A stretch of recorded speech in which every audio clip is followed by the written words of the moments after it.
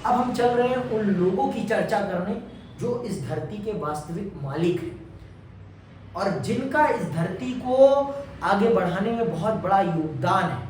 अब हम चल रहे हैं मूलवासियों की चर्चा करने और उनके अधिकारों की चर्चा करने। हम लोगों ने उनके अधिकार, उनके संसाधन, उनका घर सब छीन लिया है और आज उन्हीं के घर से हमने उन्हें बेघर कर दिया है। आज हम जंगलों को काटते जा रहे हैं जो कि उनका घर है और आज हम उनसे सब कुछ छीनते जा रहे हैं। समझ में आई बात? जो कि सरासर नाइंसाफी है, जो कि सरासर नाइंसाफी। लेकिन हम क्या, हमें तो है लालच, हमें तो पैसा कमाना है, हमें ज्यादा से ज्यादा सुख भोगना है और सुख भोगने के चक्कर में हम एक ऐसे समाज की कल्पना कर रहे हैं जो कि हमारी मौत का कारण बन जाएगा। दिल्ली में सांस लेना दूभर हो चुका है। क्यों दूभर हो चुका है? क्योंकि दिल्ली हद से ज्यादा लोगों को अपने अंदर बसाए हुए है। जहां रहने की कैपेसिटी 10 लाख लोगों की है, वहां यहां पर रह रहे हैं 1 करोड़ लोग। तो आप खुद ही सोचो, संसाधनों का दुरुपयोग कितनी बड़ी मात्रा में होगा। फिर कितनी बड़ी मात्रा में होगा? बहुत बड़ी मात्रा में होगा। समझ में बात? और ये ऐसा क्यों हुआ है? क्योंकि हमने विकास को सही ढंग से डिस्ट्रीब्यूट नहीं किया है। हमने एक जगह पर विकास ही विकास कर दिया और जगहों पर हमने विकास ही नहीं किया। अब दिल्ली में कितनी केंद्रीय विश्वविद्यालय हैं पता है? प्रमुख 3 केंद्रीय विश्वविद्यालय हैं। कौन कौन से? दिल्ली यूनिवर्सिटी, जेएनयू और जामिया मिलिया। तीन केंद्रीय विश्वविद्यालय हैं। और राजस्थान, मध्य प्रदेश में चले जाओगे तो आपको पूरे राज्य में इतने ही मिलेंगे केंद्रीय विश्वविद्यालय। तो ये है हमारे देश में विकास का असमान वितरण, जो कि देश में एक जगह पर आबादी को हद से ज्यादा बढ़ा रहा है, जो कि सरासर नाइंसाफी है उस क्षेत्र के लिए भी। समझ में आएगा? आओ आगे पढ़ते हैं और सुनते हैं मूलवासी और उनके अधिकारों के बारे में जानते हैं। मूलवासियों का सवाल पर्यावरण, संसाधन और राजनीति को एक साथ जोड़ देता है। संयुक्त राष्ट्र संघ ने 1982 में इनकी एक शुरुआती परिभाषा दी। इन्हें ऐसे लोगों का वंशज बताया गया जो किसी मौजूदा देश में बहुत दिनों से रहते चले आ रहे थे, फिर किसी दूसरी संस्कृति या जातीय मूल के लोग विश्व के दूसरे हिस्से से उस देश में आए और इन लोगों को अधीन बना लिया। किसी देश के मूलवासी आज भी उस देश की संस्थाओं के अनुरूप आचरण करने से ज्यादा अपनी परंपरा, सांस्कृतिक रिवाज तथा अपने खास सामाजिक आर्थिक ढर्रे पर जीवन यापन करना पसंद करते हैं। तो ये है उनकी मूलवासियों की परिभाषा कि जो लोग एक लंबे समय से एक भूखंड पे रह रहे हैं और अपनी संस्कृति के अनुसार अपने जीवन को जी रहे हैं और बाहरी लोग आकर उनकी संस्कृति पर आक्रमण करके उन्हें मूल धारा से बाहर कर देते हैं। तो आप ये जान लीजिए कि सबसे ज्यादा इस काम को करने में यूरोपीय देशों ने भूमिका निभाई। ऑस्ट्रेलियाई मूलवासियों को उनके घरों से बेघर करने में ब्रिटेन का बहुत बड़ा योगदान है और अमेरिका, उत्तरी अमेरिका, दक्षिणी अमेरिका में भी यही काम यूरोपीय देशों ने किया। तो यूरोप के लोगों ने बहुत ज्यादा इस दुनिया को बर्बाद किया है और मूलवासियों को भी उनके अधिकारों से वंचित किया। भारत सहित विश्व के विभिन्न हिस्सों में मौजूद लगभग 30 करोड़ मूलवासियों के सर्वमान्य हित विश्व राजनीति के संदर्भ में क्या है? फिलीपींस के कोरडीरेरा क्षेत्र में 20 लाख मूलवासी लोग रहते हैं। चिले में मापुसे नामक मूलवासियों की संख्या 10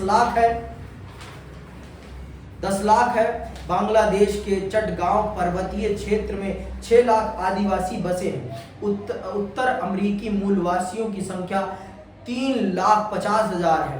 पनामा नहर के पूरब में पूना नामक मूलवासी 50,000 की तादाद में है और उत्तरी सोवियत में ऐसे लोगों की आबादी 10 लाख है। दूसरे सामाजिक आंदोलनों की तरह मूलवासी भी अपने संघर्ष, एजेंडा और अधिकारों की आवाज उठाते हैं। क्योंकि इनको इनके ही घर से बेघर कर दिया गया है। वास्तविक तौर पर इनके ही ये जंगल घर है, इनका ही ये घर है और इन्हें पता है कि इन जंगलों को कैसे संरक्षित करना है और इनसे अपनी जरूरत का कितना सामान लेना है। ये बखूबी इस बात को जानते हैं, बखूबी जानते हैं। मैं शब्द फिर से दोहरा रहा हूं, ये बखूबी इस बात को जानते हैं कि इस विश्व के पर्यावरण को कैसे बचाना है और कैसे इसे संरक्षित करना है। ये इस बात को बहुत अच्छे से जानते और समझते हैं। विश्व राजनीति में मूलवासियों की आवाज विश्व बिरादरी में बराबरी का दर्जा पाने के लिए उठी है। मूलवासियों के निवास वाले स्थान मध्य और दक्षिण अमेरिका, अफ्रीका, दक्षिण पूर्व एशिया तथा भारत में है, जहां इन्हें आदिवासी या जनजाति कहा जाता है। ऑस्ट्रेलिया और न्यूजीलैंड समेत ओसानिया क्षेत्र में बहुत से द्वीपीय देशों में हजारों सालों से पॉलिनेशिया, मलेशिया और माइक्रोनेशिया वंश के मूलवासी रहते हैं। सरकारों से इनकी मांग है कि इन्हें मूलवासी कौम के रूप में अपनी स्वतंत्र पहचान रखने वाला समुदाय माना जाए। अपने मूल वास स्थान पर हक की दावेदारी में विश्व भर के मूलवासी यह जुमला इस्तेमाल करते हैं कि हम यहाँ अनंत काल से चलते चले आ रहे हैं। भौगोलिक रूप से चाहे मूलवासी अलग अलग जगहों पर कायम है, लेकिन जमीन और उस पर आधारित विभिन्न जीवन प्रणालियों के बारे में इनकी विश्व दृष्टि आश्चर्यजनक रूप से एक जैसी है। भूमि की हानि का अर्थ है आर्थिक संसाधनों के एक आधार की हानि और यह मूलवासियों के जीवन के लिए बहुत बड़ा खतरा है। उस राजनीतिक आजादी का क्या मतलब जो जीने के लिए संसाधन ही न मुहैया कराए।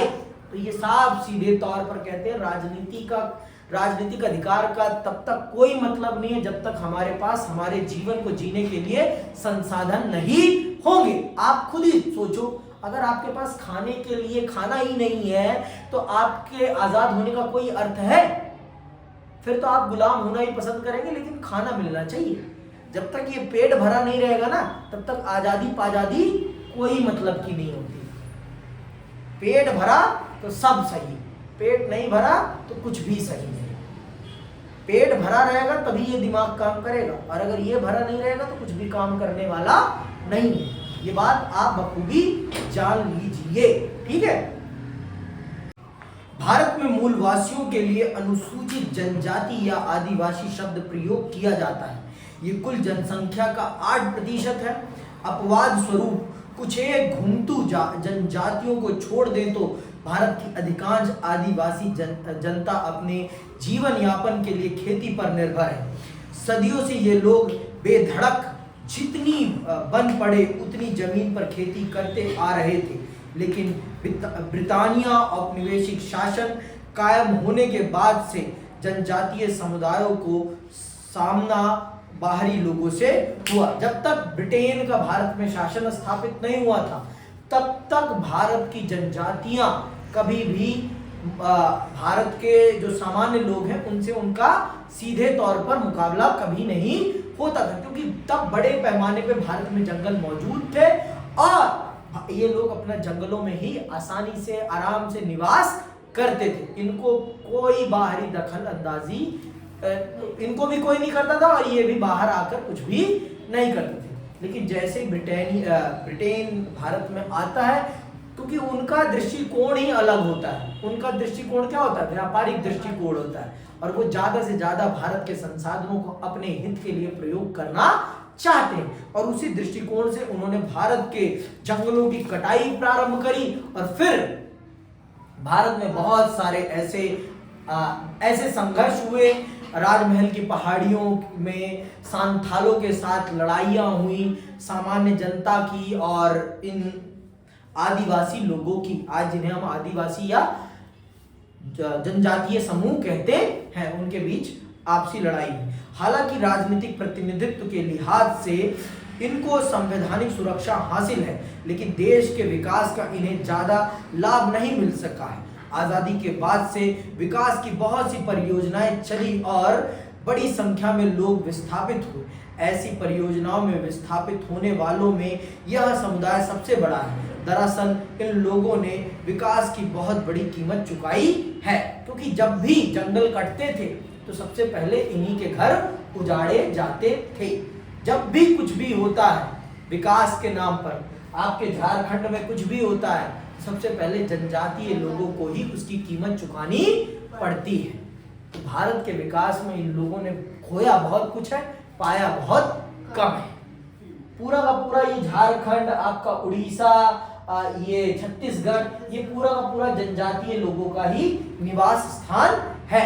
यहाँ पर बड़े पैमाने पर जनजातीय लोग रहते हैं और इनको ही भारत के विकास के लिए भेंट पर चढ़ाया गया है। जब मैं भारत के विकास की यात्रा पढ़ाऊंगा तब मैं इनको बहुत ही विस्तार पूर्वक आपको समझाऊंगा।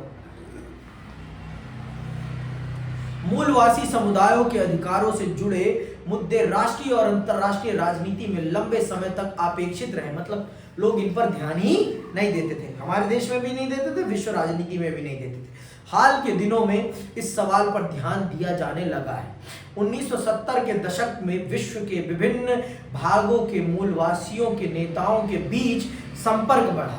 इससे इनके साझे अनुभवों और सरोकारों को एक सरोकार मतलब इनके मुद्दों को, इनकी बातों को भी फिर तरजीह दी जाने लगी। तरजीह मतलब महत्व मिलने लगा, इनके बारे में भी बात होने लगी। 1975 में world council of indigenous people का गठन हुआ। संयुक्त राष्ट्र संघ में सबसे पहले इस परिषद को परामर्शदायी परिषद का दर्जा दिया गया। इसके अतिरिक्त आदिवासियों के सरोकारों से संबंधित 10 अन्य स्वयंसेवी संगठनों को भी यह दर्जा दिया गया। अगले अध्याय में वैश्वीकरण के विरुद्ध चल रहे आंदोलनों की चर्चा की गई है। इनमें अनेक आंदोलनों ने मूलवासियों के अधिकारों पर जोर दिया है। तो ये आपको चैप्टर सिर्फ पर्यावरण के बारे में नहीं बता रहा, ये चैप्टर आपकी विश्व राजनीति के दृष्टिकोण को भी समझाने की कोशिश कर रहा है कि विश्व राजनीति में पर्यावरण इतना महत्वपूर्ण मुद्दा क्यों नहीं बन पा रहा था अभी तक, अब क्यों बनना स्टार्ट हुआ है, और वैश्वीकरण किस प्रकार से पर्यावरण के विनाश का एक बड़ा कारण बन रहा है। ये चीज हम अगले चैप्टर में बहुत विस्तार पूर्वक समझेंगे।